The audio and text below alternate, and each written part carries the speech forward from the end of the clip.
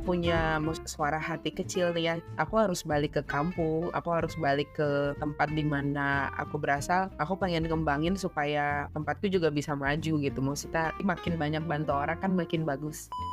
Kalau kami para lawyer itu biasanya mengupayakan jalan keluar yang paling solutif gitu. Kalau misalnya mediasi juga kita jalankan sampai 1 kali, 2 kali, bahkan sampai 3 kali, namun tidak memenuhi titik temu ya, pasti kita akan lanjutkan ke proses berikutnya. Jadi ketemu lawyer terus nanti bayarannya mahal, bahkan mindsetnya tuh nanti lawyernya di charge per jam gitu kan, padahal kan enggak, padahal sebenarnya tuh ada gitu lawyer yang memang mau bantu, apalagi kasih bantuan hukum gratis gitu kan, itu ada. Minimal magang dulu lah di kantor hukum, misalnya di tempat lawyer yang lebih senior dari kita magang di sana, magang bisa 2 tahun atau lebih dari 2 tahun, itu it's okay. Setelah mateng, setelah kita pede gitu kan, ya ayo buka kantor sendiri gitu kan. Buka kantor sendiri kan, mengajak misalnya sarjana hukum yang potensial.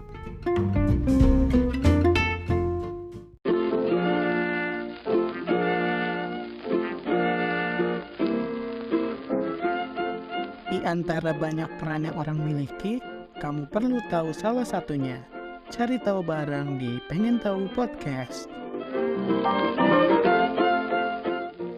Halo, hai, Rehan lagi nih, host yang kamu kenal. Kembali mengajak kamu mencari tahu. Halo teman-teman, kali ini aku lagi ngobrol sama teman-teman pernah ngedengar satu episode bersama Dita yang membahas soal rekruter. Aku dikenalkan dengan seseorang ini. Dan pekerjaannya ini mungkin kalian sering temui mungkin ya, semacam persidangan dan lain-lain. Boleh perkenalkan diri dan sedang jadi apa gitu. Oke, halo semua. Kita kenalan dulu ya. Boleh. Aku nama lengkapnya Siti Rahma. Terus alhamdulillah punya gelar sarjana hukum. Ya.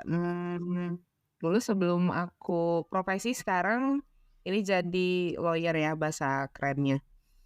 Ya. Terus sebelum aku jadi lawyer itu, aku pernah kerja di perusahaan. Perusahaan ini aku sangat bangga aku pernah gabung di perusahaan ini. Aku berprofesi sebelumnya itu jadi HRD, kurang lebih hampir menuju 12 tahun. Jadi waktu jadi HRD itu juga aku sering ngehandle kasus-kasus yang memang profesinya seperti profesi aku sekarang. Aku ngehandle kasus-kasus tapi spesifikasinya kemarin itu lebih ke urusan hubungan industrial atau biasa gampangnya itu hubungan dengan tenaga kerja. Kira-kira gitu. Apalagi di dunia bisnis itu memang mengenai hukum atau lawyer ini memang amat penting ya gitu perannya. Ya gimana ya, penting ya. Namanya kita kan sehari-hari itu kan pasti ada yang namanya interaksi ya, interaksi sosial. Apalagi kalau dulu zaman jadi HRD, kemudian bisa dibilang juga merangkap sebagai pendamping dari perusahaan, yang diurusin juga banyak, terus karyawannya juga waktu itu cukup banyak, jadi ya jadi penting karena ada hubungan yang terjadi. Jadi hubungan sosial, hubungan industrial kalau nama kerennya, kalau dalam istilah tenaga kerja. Gitu sih. Oke, sebelum jauh lanjut nih membahas soal lawyer, di setiap episode ini ada segmen promosi. Jadi mungkin kalau ada project ataupun jualan gitu boleh diceritakan gitu atau boleh disampaikan gitu. Ada nggak? Oke. Ada dong. Kalau kita jadi lawyer itu kan mesti supaya kita bisa lebih dikenal, supaya kliennya lebih tambah banyak, pasti kan kita kudu promosi ya, kudu jualan. Kalau aku sekarang sih yang aku jalanin ini sekarang, aku lebih concern ke pendampingan untuk masyarakat gitu ya, tapi yang bantuan hukum gratis gitu. Jadi memang yang difokuskan itu untuk masyarakat yang tidak mampu ya, kemudian memang yang benar-benar membutuhkan pendampingan hukum. Dan ini memang jadi concern-nya aku kurang lebih 1 tahun terakhir. Targetnya sih ini bisa sampai 2 tahun ke depan masih bisa concern untuk memberikan bantuan hukum gratis ke masyarakat yang membutuhkan. Dan Oke. mungkin awalnya ini nggak gampang sih, tapi aku enjoy ngikutin Iya. program ini. Oke, itu kalau kalau mau istilahnya dapat bantuan gratis tuh, yang Kakak Mhm. layani tuh mungkin cakupannya di daerah mana gitu, terus juga, kriterianya yang memang, apa ya namanya, singgungannya tuh terhadap, eee, kasus hukum seperti apa gitu, Kak? Atau Iya apa iya. memang nggak selalu dengan kasus, kalau bantuan hukum itu? Iya, oke oke. Jadi memang kan kalau kita bicara persoalan hukum itu kan dinamis ya, dan banyak nih masalah-masalahnya. Kalau aku kebetulan kan aku posisi ada di Kalimantan Timur nih, cukup jauh Iya. lah ya. Calon IKN. Jadi Wah, Kalimantan Kalimantan Timur, dan aku dari apa, kabupaten yang kaya, yaitu Kabupaten Kutai Kartanegara. Jadi aku concern-nya memberikan bantuan hukum untuk masyarakat-masyarakat yang memang dalam lingkup, Kaltim ya, terutama di wilayah Kutai Kartanegara nih. ya, Kalau misalnya kita ngomong prasyarat gimana gitu kan caranya supaya bisa dapat ini, concern-nya adalah yang memang kriterianya memang kurang mampu, dan apa ya, kebetulan banyak sih dapat kliennya memang kliennya perempuan-perempuan ini ceritanya. Kalau mhm. kasus-kasus yang apakah persoalan hukum ya pasti pasti persoalan hukum ya, karena memang kan Ya, concern-nya di bidang ini. Cuman, kayak kemarin aku biasa handle kasus tenaga kerja, setelah setelah lebih concern ke dunia ini, yang dihadapin itu kasus-kasus cerai, lagi rame nih, kasus cerai, iya. terus kasus tanah, itu lumayan ini, lumayan banyak yang bisa di-handle. Terus kasus tenaga kerja juga ini sekarang juga masih ada, bahkan ada beberapa lagi yang masuk karena, memang concern-nya di sana ya. Jadi Iya. banyak nih klien-klien yang masuk. Oke, memang ya kompleks gitu mungkin tadi dari segi bantuan hukumnya ada yang memang, soal pekerjaan juga, mungkin dari segi sisi perempuan juga yang memang, perlu Iya, dibantu gitu ya di daerah betul. Di Kalimantan Timur di Kabupaten Kutai Kartanegara atau Kutai aja? Kabupaten Kutai Kartanegara ya? Kartanegara. Yes. Oke. Nah berarti itu tuh, nama apa ya, nah tadi kan bantuan hukum tuh kayak mengadvokasi gitu nggak sih atau beda itu? Iya, Atau benar. berbeda? Kayak gimana? Mengadvokasi mengadvokasi ini benar-benar banget. Jadi kita pendampingan ya. Jadi sifatnya mendampingi, baik itu mediasi dulu, misalnya kan nggak mesti ke pengadilan ya kalau Ya, misalnya pendampingan itu. Jadi ya memang kalau kami para lawyer itu biasanya mengupayakan jalan keluar yang paling solutif gitu. Kalau misalnya, mediasi juga kita jalankan sampai 1 kali, 2 kali, bahkan sampai 3 kali, namun tidak memenuhi titik temu, ya pasti kita akan lanjutkan ke proses berikutnya. Mengadvokasi berarti sampai selesai, sampai urusannya itu clear. oke. Nah itu sih barangkali dari, kalian atau memang teman atau keluarga atau siapapun yang, di lingkungan kalian gitu mungkin dari Kalimantan Timur di Kutai yang memang butuh bantuan hukum yang memenuhi kriteria bisa nanti menghubunginya atau bisa dihubungi di mana? Di Instagram kah atau di mana? Iya, di Instagram ada, Instagram aku namanya sama ya, Siti Rahma, Facebook juga sama, Siti Rahma, terus Oke. lagi ya, itu aja sih kayaknya. Oh, berarti memang ya terbuka di Instagram maupun di Facebook. Nah, Ya. masih oke itu. Nah, masih berkaitan dengan yang tadi, ini kan, apa ya, ada istilah umum gitu tadi soal advokasi. Nah, aku mungkin berangkat dari kacamata awam gitu. Nah, tadi advokasi, terus ada advokat, pengacara itu tuh advokasi kan pasti yang dilakukannya gitu. Advokat, pengacara ini beda nggak sama sih atau apa gitu untuk membedakannya? Iya sama sih kalau Oh, sama aja?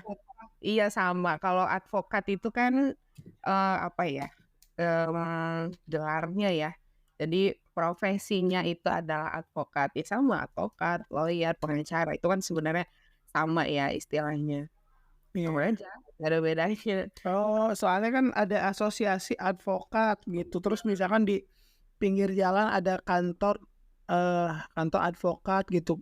Kayak apakah advokat nih mungkin menangani hal yang berbeda kah gitu dengan pengacara, tapi memang itu tuh sama aja ya ternyata.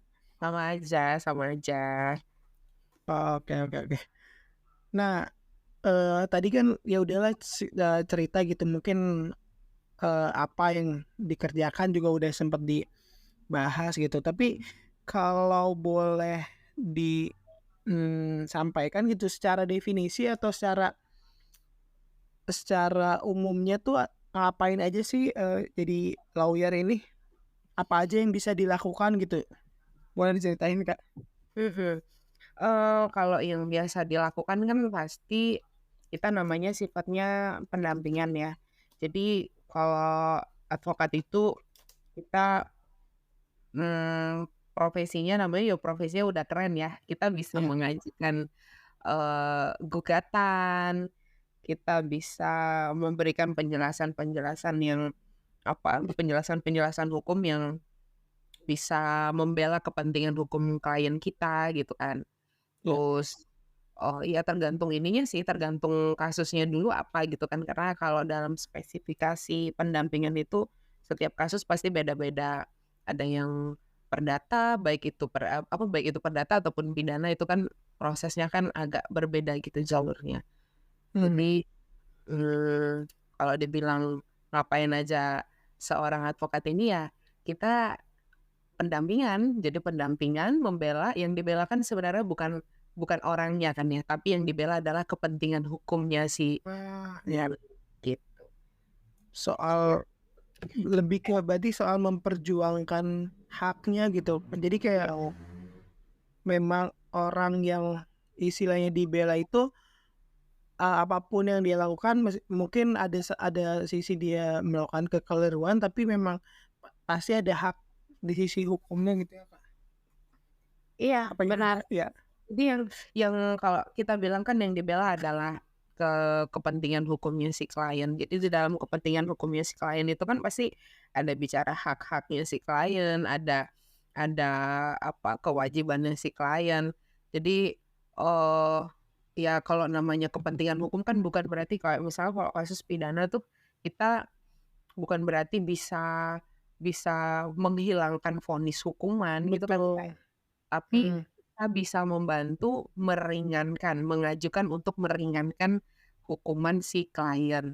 Kira-kira gambarannya gitulah. Jadi ya tetap ada Oh, yang dibela di sana, karena kan bicara hak, bicara kewajiban itu pasti ada.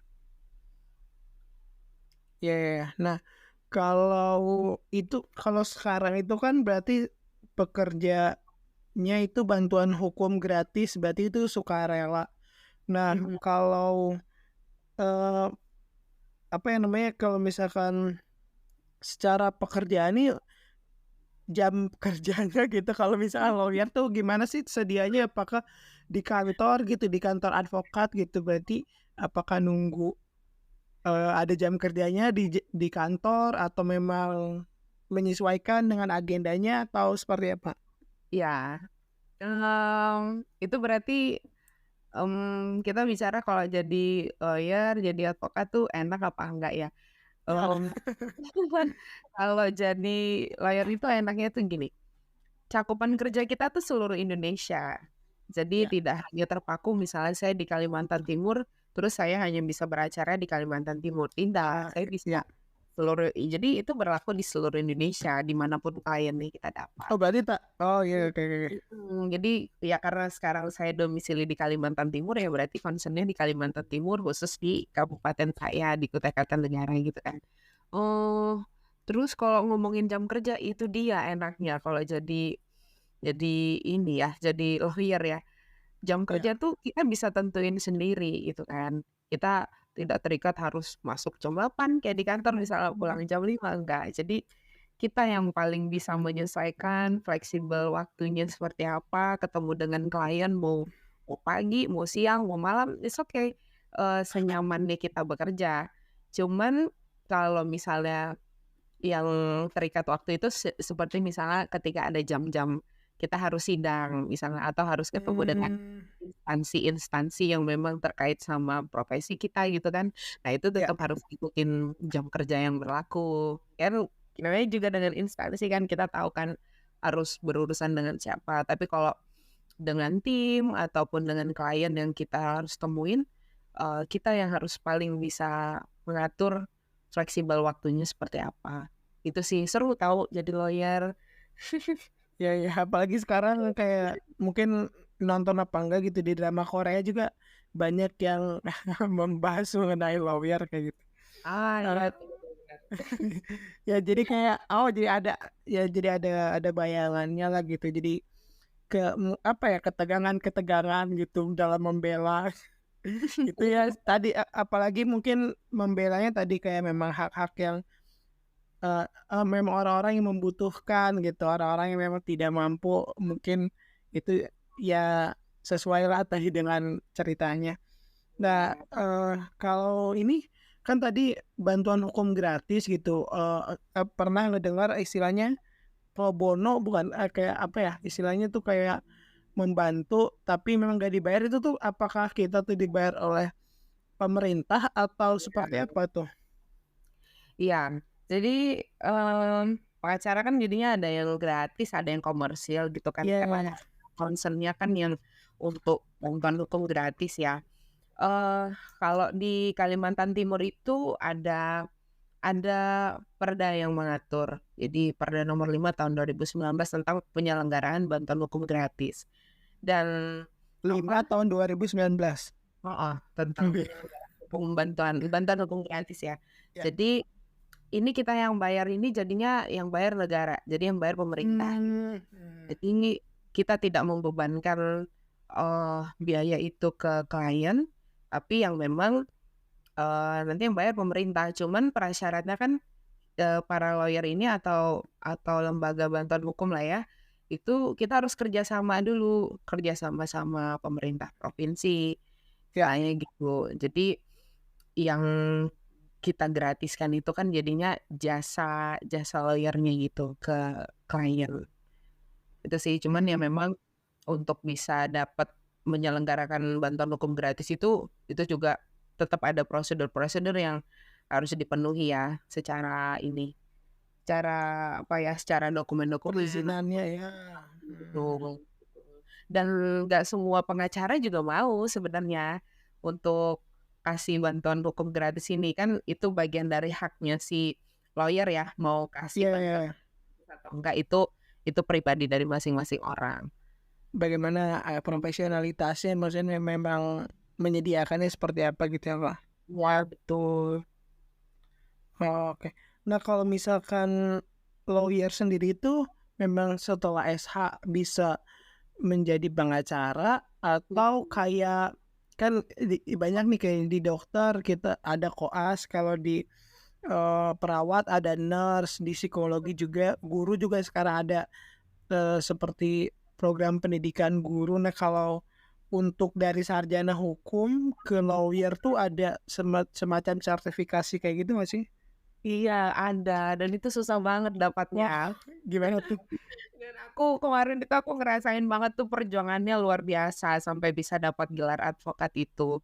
Jadi Oh, aku lulus kuliah itu sekitar tahun 2011, terus akhirnya, karena tuntutan ekonomi keluarga ya, jadi kita ya. harus kerja sampai akhirnya aku kerja sekian tahun, aku punya support system dari keluarga itu yang mendorong selalu, "Ayolah ikut sekolah pengacara." Jadi ada nama sekolahnya, Mmm, kita harus ikut yang namanya PKPA. PKPA itu Pendidikan PKPA. Khusus Profesi Advokat, PKPA. Jadi PKPA itu diselenggarakan oleh organisasi-organisasi advokat yang Ya. ada di Indonesia. Jadi mungkin sering dengar PRADI gitu ya, KAI, Mhm. organisasi-organisasi advokat yang menyelenggarakan pendidikan khusus profesi advokat. Jadinya akhirnya aku ikut itu, masuk, belajar lagi, kemudian ikut yang namanya UPA, Ujian Profesi Advokat, dan itu ujiannya Mmm, susah banget. wow. Ujiannya susah, terus, eee, Ya banyak sih kalau dengar cerita-cerita senior-senior sebelumnya itu banyak juga yang ikut ujian beberapa kali gitu baru bisa lulus. Yang ngulang-ngulang gitu ya, Kak? Heeh, dan apa ya, kita ikut ikut PKPA itu plus ujian itu juga secara biaya pasti ada lah ya dan biayanya juga nggak kecil, lumayan lah ya maksudnya, eee, biayanya cukup gede lah kalau buat saya, duitnya gede. Cuman ya Oke. hasilnya setelah kita ikut PKPA, kemudian ikut UPA, akhirnya kita dilantik di pengadilan tinggi, sahlah kita jadi advokat, Udah punya gitu. legalitas untuk jadi Iya. pengacara gitu ya? Iya, jadi ada legalitas dari pengadilan tinggi, termasuk juga organisasi advokat, ikut mengeluarkan dokumen-dokumen pendukungnya gitu ya. Jadi, sahlah kita sebagai advokat dan kita boleh beracara. Kalau belum dilantik gitu sama pengadilan tinggi, ya kita nggak bisa beracara, nggak bisa ke pengadilan maksudnya. Cuman Iya iya iya. kalau apa, apakah kalau bukan lawyer itu bisa gitu ikut beracara? Ya namanya ada, istilahnya tuh paralegal. Kalau paralegal itu Oke. dia punya keterampilan hukum, tapi dia bukan pengacara, bukan pengacara profesional gitu ya, tapi dia misalnya, ada bekerja atau magang misalnya atau di bawah bimbingan si lawyer yang sudah punya sudah punya lisensi gitu. Iya. Jadi ikut itu bisa gabung di dalam tim namanya paralegal istilahnya. Paralegal tuh kayak mendampingi pengacaranya? Tapi tetap anak hukum ya. Oh, oke. Oke oke oke. Gitu. Itu tuh berarti tadi ikut PKPA itu setelah Mhm. Setelah sebel lulus. setelah lulus, tapi Heeh. sesudah kerja atau sebelum kerja? Maksudnya sebelum kerja 12 tahun itu? Mmm, aku selama kerja itu, jadi aku kerja Oh, udah selama Abang 8 kerja. tahun apa? Udah 8 tahun Ya. apa 9 tahun aku baru ikut PKPA. Aku nyesel juga sih, seharusnya kan aku lulus kuliah, aku udah bisa ikut PKPA, tapi ya waktu itu kan karena ada beberapa banyak sekali pertimbangan, akhirnya pas udah kerja itu juga lama banget itu mutusin akhirnya, "Oke aku PKPA," gitu. Itu Iya iya iya. sih. Oke. Itu kalau kalau ikut PKPA itu kayak apakah kayak kuliah lagi kah gitu? Terus tempatnya tempatnya di mana kayak masuk kelas lagi gitu atau kayak gimana? Iya, kan kita kayak kuliah lagi tuh. Itu kalau jadi mata Mmm, kuliah mungkin apa bisa 3 SKS itu. Kita kayak kuliah lagi, bener-bener ada apa, ada yang mengajar yang kebetulan kan aku dari organisasi PRADI ya, ya. PRADI Suara Advokat Indonesia. Jadi, tenaga pengajarnya itu, mentor-mentornya itu dari pusat, dari DPN PRADI-nya. Jadi dari Ya. Jakarta langsung yang ikut Eee, memberikan materi gitu. Jadi setelah materinya cukup banyak, jadi ya kayak kuliah lagi kita. Oh, berapa lama itu kalau PKPA? Aku berapa hari ya waktu itu ya 2 minggu kalau nggak salah, 2 minggu apa 3 Mmm, minggu lupa sih, tuh. Terus akhirnya jeda 2 bulan gitu, ikut ujian. kalau ujiannya sendiri itu dari Peradinya sendiri? Maksudnya Iya dari mhm, DPN Pradi. itu itu kalau kayak ujian kayak tesnya gitu kayak gimana tuh? Kayak di dalam satu ruangan, tes tulis kayak gitu atau ada beberapa tesnya? Ujiannya tuh ya persis kayak kita ujian mau masuk kuliah ya. Jadi Ya. ada beberapa tahapan tes, ya apa ya, itu lebih lebih serem dari ini sih, dari ujian mau masuk kuliah sih kalau yang aku alamin ya. Jadi Iya iya memang iya. duduknya jauh-jauh, pengawasannya ekstra ketat, kita nggak bisa nyontek lah. Waktu ujian itu nggak bisa lirik kiri, nggak bisa lirik kanan. Mhm. Terus ujiannya sama sih, ada apa ya, ada esai sih yang paling banyak, terutama di sesi awal itu banyak, apa ya, kayak contoh-contoh kasus, terus kita Iya. juga di ujian itu kita diminta bikin contoh surat gugatan gitu.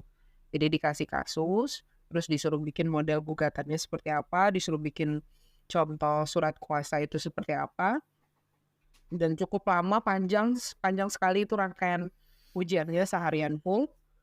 Wow. Ya cukup menguras menguras energi sih, tapi seru seru, keren kok. Oke, nah barangkali nih teman-teman sarjana hukum gitu yang mendengarkan atau mungkin yang bakal ke depannya jadi advokat tuh memang harus dipersiapkan gitu. Itu tadi ada PKPA-nya gitu ya. Mungkin itu juga bisa dari lembaga advokat mana aja bisa ya. Oh iya, Ya betul. Terus nanti ke uji apa tadi, uji kompetensi, ya ujian profesi, ujian profesinya itu. Kalau kalau kayak pengetahuan dari kuliah aja cukup nggak sebenarnya untuk ikut ujian, profesi itu? Atau memang digodok lagi di PKPA ini? mhm.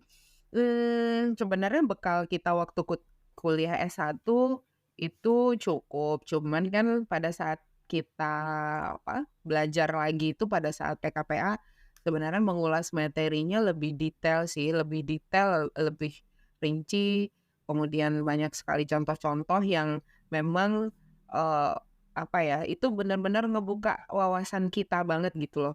Bahkan Iya. kan kalau contoh-contoh kasus itu biasanya dikasih contoh kasus yang lagi hits pada saat itu gitu, Mmm, bisa lebih open mind, oh ternyata menjadi seorang advokat itu juga nggak gampang sebenarnya. Jadi memang harus up to date, harus belajar, harus banyak baca, harus banyak iya iya. temen, gitu sih. Oke, berarti ya terus diupdate lagi keilmuannya gitu, jadi jangan ngerasa cukup lah dengan apa yang dipelajari di kuliah, terus juga update dengan memang fenomena-fenomena hukum, fenomena-fenomena yang ada di lapangan gitu ya, Kak? Betul. Apa ya, mungkin kita relate gitulah ya maksudnya sama aturan-aturan yang terbaru. Jadi, contoh sih kayak kasus-kasus tenaga kerja tuh kan kalau dulu kita pakai Undang-Undang 13 tahun 2023, sekarang kita punya Undang-Undang Cipta Kerja yang gitu-gitu. Jadi Ya. memang jadi lawyer itu memang ya kudu banyak baca dan harus up to date apalagi soal aturan-aturan perundang-undangan. Karena memang itu akan sangat memudahkan kita, untuk mendampingi klien kita sih, gitu. Oke oke. Nah, di dalam prosesnya nih berarti udah 2 tahun lebih atau hampir 2 tahun? Iya, menuju 2 tahun sih aku Udah concern jadi. ini. Di dalam 2 tahun ini tadi udah cerita memang ada ya serunya di mana gitu. Mungkin boleh nggak cerita ya satu pengalaman serunya gimana, terus atau satu serunya gimana, yang kedua ada mungkin tantangan gitu yang mungkin ada satu pengalaman menangani klien mana gitu yang menantang. Jadi keseruannya dan tantangannya gitu, Iya iya. pengalamannya. Heeh, aku paling seru itu kemarin sudah meng-handle 2 macam kasus yang berbeda ya. Pertama yang waktu kasus-kasus cerai itu. Jadi, awalnya mungkin karena klienku kebanyakan perempuan ya. Ya. Jadi kadang kalau kasus cerai itu, kalau lagi cerita permasalahannya kenapa, kenapa kok pengen cerai kan karena kan kita tuh jadi lawyer itu kan bukan berarti kita pengen kepo kan ya, bukan pengen kepo Betul. kehidupan orang, enggak. Tapi memang itu sangat kita butuhkan untuk, melengkapi dokumen misalnya atau melengkapi Mhm. kronologis yang kita akan butuhkan dan itu kan pasti kita pertanggungjawabkan di pengadilan gitu kan ya. Eee, jadi, nggak enaknya itu kalau misalnya pas cerita tuh kadang ikut baper gitu loh, maksudnya Oh, kalau dengan ikut emosi. emosional connected-nya itu dapet gitu sama Iya. klien. Jadi kalau pernah tuh waktu itu kliennya nangis, akunya ikutan nangis gitu kan. Jadi sebenarnya kan kalau kita mau ngomong profesional, ya kita harus tetap stay cool, tetap harus good looking gitu kan ya. Jadi, nggak boleh ikut maksudnya kita boleh bersimpati, tapi kita nggak boleh larut supaya kita tetap bisa Harus objektif. iya, supaya tetap bisa menentukan, oh sebenarnya langkah selanjutnya akan begini. Karena jadi lawyer tuh kan kita harus netral kan, Ya. supaya nggak kecampur-campur gitu sih pikirannya. Terus, itu apa ya, maksudnya itu sih tantangan-tantangannya gimana kita juga bisa mengelola emosional kita. Terus kalau apa ya, kadang kalau ketemu susah-susahnya itu kalau lagi ngadepin klien, klien juga kadang suka malu-malu gitu, maksudnya suka belum sepenuhnya jujur. Jadi misalnya Ya, setelah apa sih, setelah ditanya-tanya lebih detail, oh ternyata ini poin yang yang sudah disampaikan tapi, eee, kurang apa ya, maksudnya kurang begitu jelas. benar. Jadi iya kurang Mhm. jelas setelah di-compare sama data-data, akhirnya, ini yang kemarin salah gitu, yang ini kemarin keliru gitu sih. Itu apa ya, yang suka dukanya lah ya ceritanya. Kalau dapat klien yang masih malu-malu, nggak mau jujur, terus data-data masih belum dibuka semua ke kita, itu nanti apa ya, jadi kesulitan-kesulitan kita dalam menjalani profesi ini, Ya, itu. ya, apalagi kayak sekarang nih di berita isu-isu ya mungkin perceraian dan segala macamnya mungkin. Tapi seiring berkembangnya berita-berita kayak gitu, apakah orang-orang juga berbondong-bondong apa mendaftarkan dirinya gitu bantuan hukum Iya. atau enggak? Iya, aku heran sih ya, maksudnya ini kan kasus juga lagi banyak tuh, banyak Iya, nih iya, media ya. Ini iya. juga ada beberapa klien yang udah beberapa banyak yang masuk ya, mungkin ada 5 orang apa ya, dari maksudnya sama ya dari wilayahnya di Kabupaten Kutai Kartanegara tempat aku domisili juga. Cuman ini beberapa case masih ada yang aku masih pending karena memang, ini masih ada beberapa hal yang aku harus beresin dulu. Jadi Iya. biar concern dulu lah dan memang yang lagi baru mau masuk ini kasus cerai jadi Iya, iya. cuman aku belum nanya sih maksudnya kenapa kenapa detail masalahnya kenapa belum belum terlalu detail, tapi kebanyakan itu. Dari 5 kasus itu ada 3 kasus lagi yang cerai, Mmm, gitu sih. ya oke. Dalam Aneh ya satu kayak iya betul. Ya memang banyak kayak gitu ya. Nah, dalam satu rentang waktu misalkan 1 bulan gitu, misal kayak kayak dalam satu bulan itu maksimal gitu kayak berapa sih menangani klien gitu? Jadi kayak dalam satu kali megang nih entah ya dalam satu bulan deh gitu, memang mhm kapasitasnya tuh berapa berapa megang, banyak kliennya sih? mhm. Karena ini aku mungkin tim aku belum banyak ya, maksudnya Oh, belum mhm, belum komplit. Jadi kalau misalnya aku sendiri aja itu, aku mampunya, maksimal itu 5 kasus. Kayak ya, bulan kemarin itu aku pegang 3 kasus cerai, 1 kasus tenaga kerja, sama 1 kasus yang masalah perwalian. ya, Jadi kapasitasnya segitu sih, mungkin nanti mudah-mudahan aja aku bisa ngembangin lebih ya kantor hukum aku ini, aku bisa punya banyak tim, harusnya kita lebih bisa banyak membantu, masyarakat yang membutuhkan. Karena memang sih kalau satu satu kantor hukum itu mhm, dipimpin satu advokat, terus kayak apakah itu tuh ada advokat-advokat lain atau paralegal atau iya seperti apa? boleh, boleh aja. Jadi misalnya satu kantor advokat tuh, bisa ada 3 lawyer, itu boleh, semakin banyak sebenarnya timnya makin oke gitu kantornya, nggak Mmm, apa-apa. Jadi karena kalau banyak orang kan lebih banyak yang ngebantuin kan. ya, ya, karena kan kayak di pelang di pinggir jalan tuh kayak Ahmad and Partner gitu, berarti Iya, kayak gitu ya? ada partnernya di dalamnya, bener. Oh, ya, ya, ya, memang Cuman kalau udah banyak tim, udah banyak anggota itu, berarti kantor hukumnya itu udah rapi, udah banyak sekali senior-senior di sana, tempat kita belajar gitu ya. ya, Terus apa, udah lengkap lah maksudnya dari struktur organisasi kecil di dalam kantor hukumnya itu mhm, udah komplit lah, udah keren lah ilmunya. oke.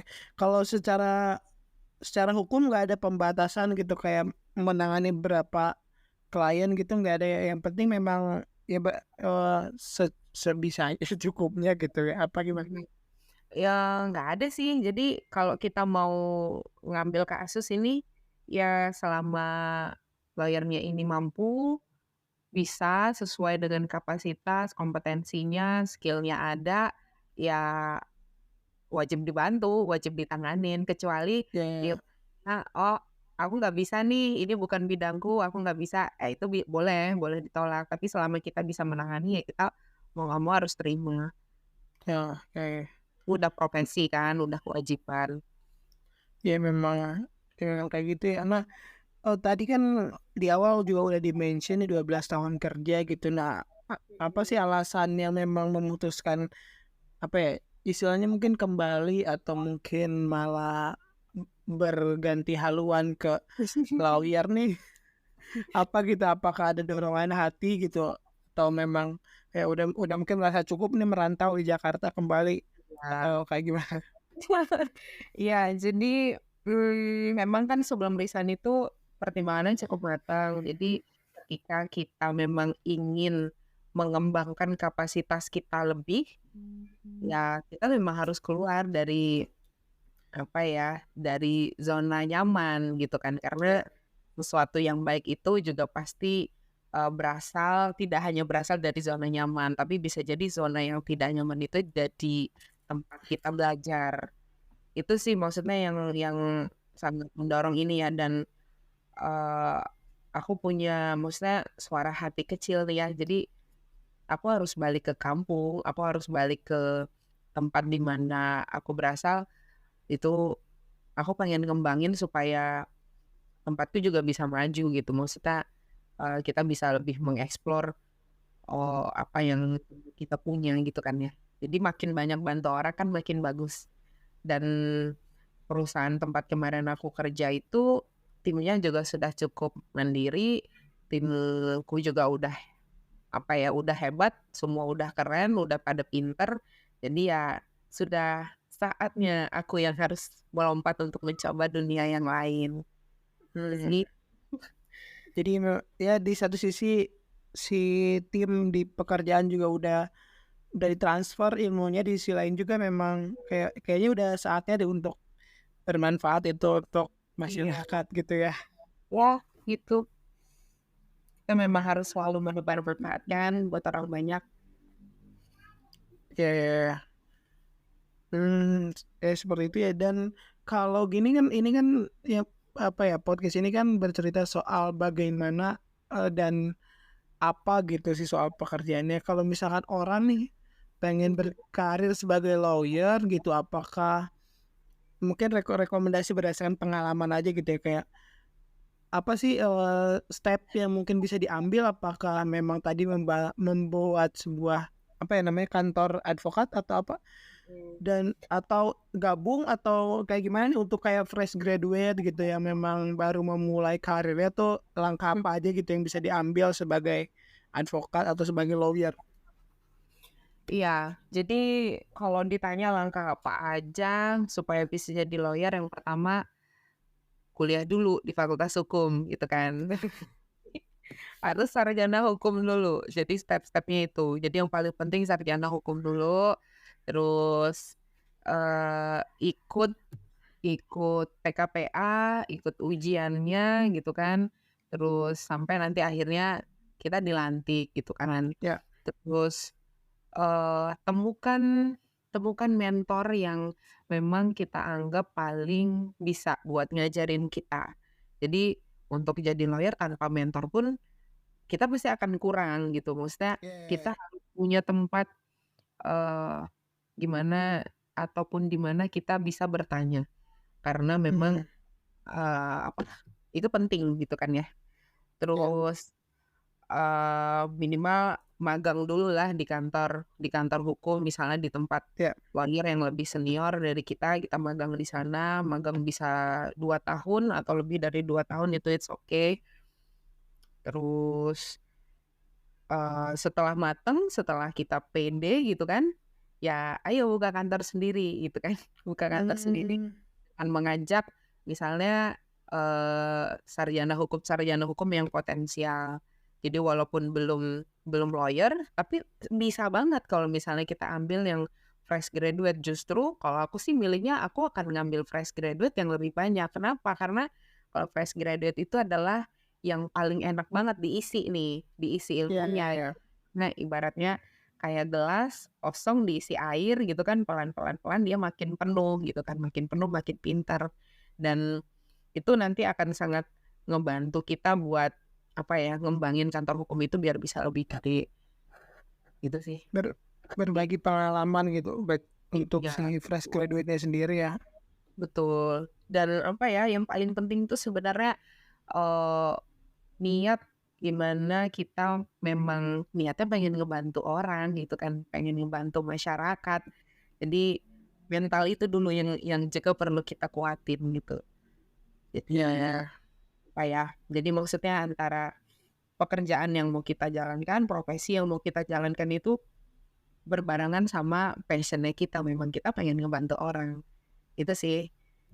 Nah, oke. Nah, itu teman-teman barangkali dari kalian sendiri nih bagi yang udah kuliah hukum juga yang bisa dipertimbangkan entah ke depannya atau barangkali memang yang mungkin malah berminat gitu jadi sarjana hukum dulu gitu terus nanti ya magang dulu terus juga kalau memang udah siap bisa buka kantor hukum sendiri gitu jadi nanti bisa berbakti lah dengan membantu nih orang-orang yang bisa kalian bela apa tadi haknya atau apa sih tadi Kepentingan hukumnya. kepentingan hukumnya nah itu kata kuncinya kepentingan hukumnya oke dan setelah menjalani ini selama 2 tahun, apa sih yang disadari gitu ketika ketemu dengan banyak orang, dengan banyak kasus gitu yang kan sebelumnya kerja mungkin di sebuah perusahaan yang di dalam 2 tahun ini tuh kayak menyadari atau nilai apa sih yang dipelajari selama 2 tahun sebagai lawyer ini? Iya, yang kalau ditanya sadarnya apa, iya aku juga baru nyadar ternyata memang di lingkungan sekitar kita gitu ya, ternyata banyak banget masalah, banyak banget persoalan hukum gitu kan. Cuman mungkin masyarakat hari ini tuh belum tahu misalnya wadahnya harus berdiskusi ke siapa gitu kan. Ya, Mikirnya tuh, kalau ketemu kasus hukum terus didampingin sama lawyer jadinya mahal gitu kan.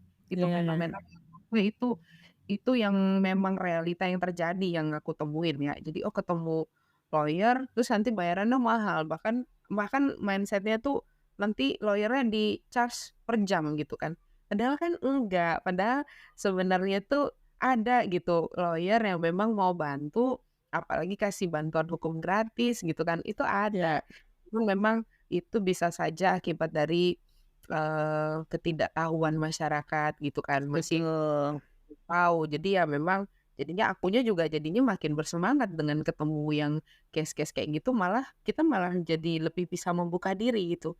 Bahwa hari ini banyak persoalan hukum, ya tugas kita di sana hadir di tengah-tengah mereka, kita bantu. Itu sih. Iya ya. Berarti barangkali memang referensinya minim gitu, barangkali lihatnya yang di layar kaca gitu, pengacara-pengacara kondang yang tadi perjuangannya, tetapi nyatanya kalau di sekitar kita juga ya ada gitu pengacara memang memberikan bantuan hukum secara gratis gitu yang disediakan gitu kan. Iya. Ya ini ya sebelum ditutup nih ada satu apa ya apa ya, satu hal yang kira-kira mau disampaikan untuk para pendengar gitu yang memang masih mencari tahu karena ini podcast pengen tahu gitu mencari tahu pengen jadi apa gitu boleh silakan kayak udah berkarir 12 tahun dan sekarang 2 tahun sebagai lawyer silakan Kak. Iya iya. Jadi buat kita semua nih, apalagi, kalau aku senangnya sih nyebutnya yang fresh graduate yang lagi memang perlu perlu cari kerja gitu kan atau Ya, pengen coba satu hal yang memang sesuai sama passion kita.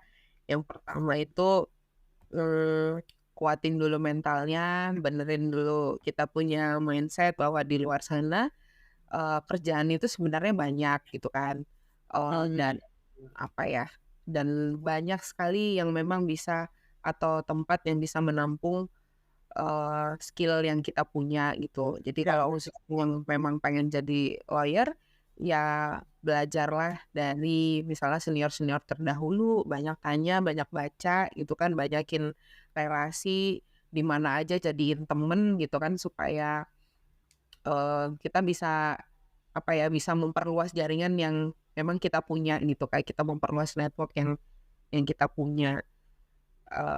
Kalau mau jadi lawyer tadi step-stepnya udah aku jelasin, dan sesuatu tuh nggak ada yang susah kalau kita memang mau nyoba gitu. Akan Hmm, ada dampaknya kalau misalnya kita nggak pernah nyoba. Jadi jangan pernah takut gagal, kita harus berani show up apa yang kita punya, dengan begitu kesempatan pasti akan terbuka luas buat kita. ya berarti ya ya jangan takut gagal, terus nyoba dan berani tampil gitu ya, Kak. Ya dong, karena kita semua tuh punya potensi, nggak ada yang nggak bisa, semua Iya. pasti gitu. Oke. Tadi ada satu hal yang ketinggalan sih tadi, pengen nanya gitu kan, tadi sempat bahas soal mentor ya, Mhm. sepenting apa sih kayak mentor untuk membangun karir kita gitu, dan ya gimana sih untuk menemukan mentor yang tepat gitu? Mhm. Jadi kalau pengalaman aku, mentor itu apa sih? Maksudnya, kenapa kok harus ada mentor? Mentor itu tempat kita nanya. Jadi Ya. kalau kita tahu kita harus tanya kemana gitu kan. Dan, cari mentor juga jangan mentor yang yang minimal cari mentor itu yang bisa ngertiin kita pengennya apa, terus bakat kita kemana, terus kita punya skill, kompetensi itu di mana, minimal mentor itu kenal dulu sama kita. Jadi, tak kenal maka tak sayang gitu kan ya. Jadi, Betul. mmm, mentor itu juga pasti dia punya, namanya juga senior ya, namanya juga Ya. mentor, pasti dia punya skill, bahkan dia punya pengalaman-pengalaman, bahkan sampai ke pengalaman hidup yang dia bisa bagi ke kita supaya kita nggak salah gitu. Mmm, Salah kan nggak apa-apa, tapi kan tetap belajar gitu kan. Kita tetap perlu ada yang bisa menaungi kita supaya kita nggak sendirian aja sih. Jadi, ya itu pentingnya mentor. oke. Nah itu yang menutup, episode kita kali ini gitu. Jadi kalau misalnya kalian ya, kalau kalian memulai karir gitu, jangan takut mencoba gitu, dan jangan takut gagal. Kemudian ya tadi mentor itu penting gitu supaya nanti ada yang menemani ketika kita mencapai sesuatu. Terima kasih Kak, Rahmah telah berbincang di sini. Semoga Makasih juga. ya, semoga nanti teman-teman yang mendengarkan juga dapat insight, dapat inspirasi dari apa yang kita udah obrolkan gitu. Oke, eee, Makasih. ya terima kasih atas kesempatannya. Sampai jumpa di episode berikutnya. Gitu, oke.